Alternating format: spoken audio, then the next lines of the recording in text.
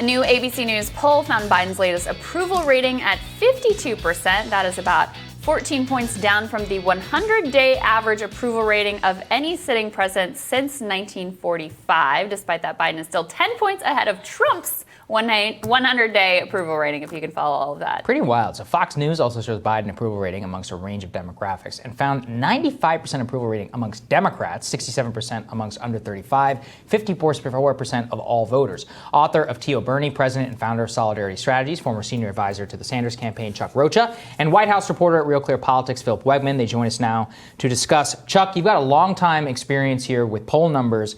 Break this down. So there are two ways to look at this. One is that Biden is much more popular than Trump ever was. Second is Biden is the least popular president, along with Trump, in modern American history in his first 100 days. So what do you make of that?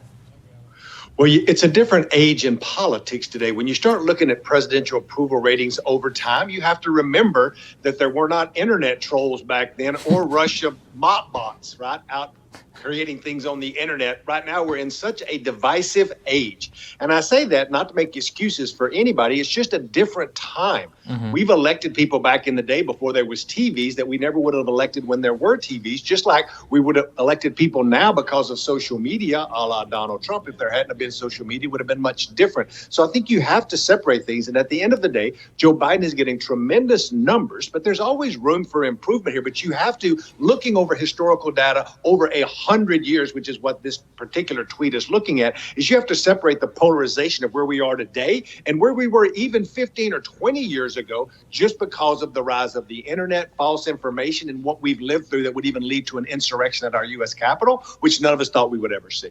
Yeah. I would add another item to that list that Chuck gave, Phil, which is a highly partisan media that profits off of making people hate the other side.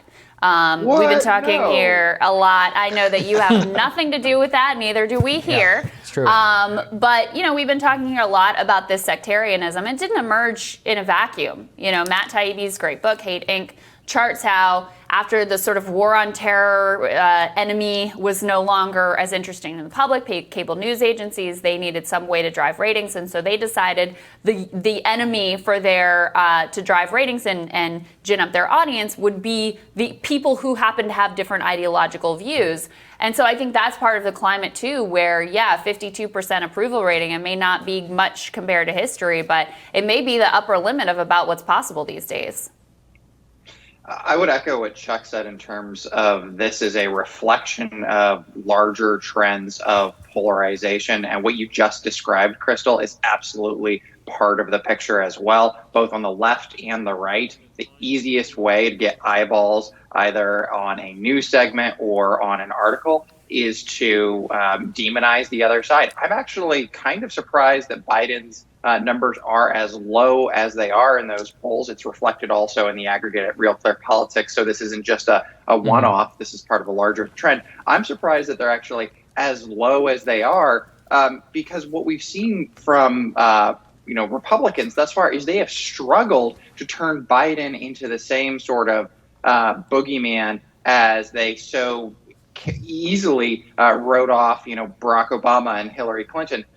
For Biden to, be that low, they have had at least, some success, or things are just so partisan that people say, all right, well, he's a Democrat, I'm a Republican, therefore nothing he does is good enough for me. So what does this spell for Democratic chances in the midterms, Chuck? You're obviously involved in that. So yes, people may not approve of Biden, but they also don't hate Biden the way that they hated Trump, or even necessarily the way they hated Obama. So whenever it comes to that, that's generally the larger driver of votes whenever it comes to the midterms. That being said, there's usually the party in power gets a rout and all of that. So how are you looking at that in this context, especially because I think we hit the 100 days mark in a couple of days here?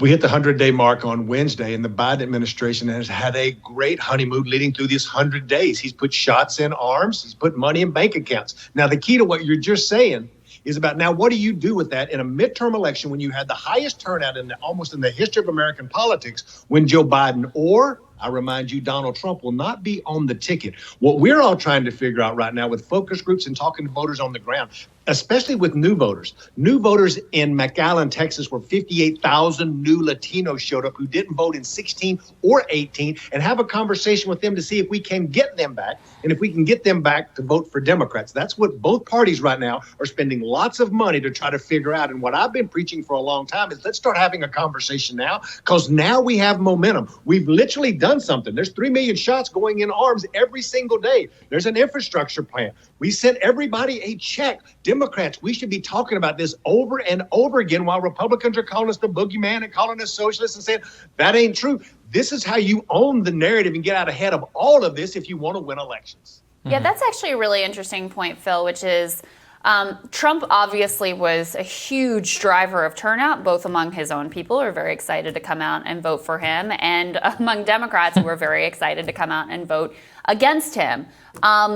Does this kind of like hard partisan split that we see in the country, is that alone enough to drive people to the polls and have a large turnout when, as Chuck says, obviously, Biden's not on the ballot, but Trump's gone as well. So there isn't that like super polarizing force in one individual personality. I think that is going to be the question mark for these midterms in terms of whether people continue to show up in those extraordinarily high levels just because they hate the other side, or whether they, actually kind of go back to brunch and are a little bit sleepier about politics and don't care as much now.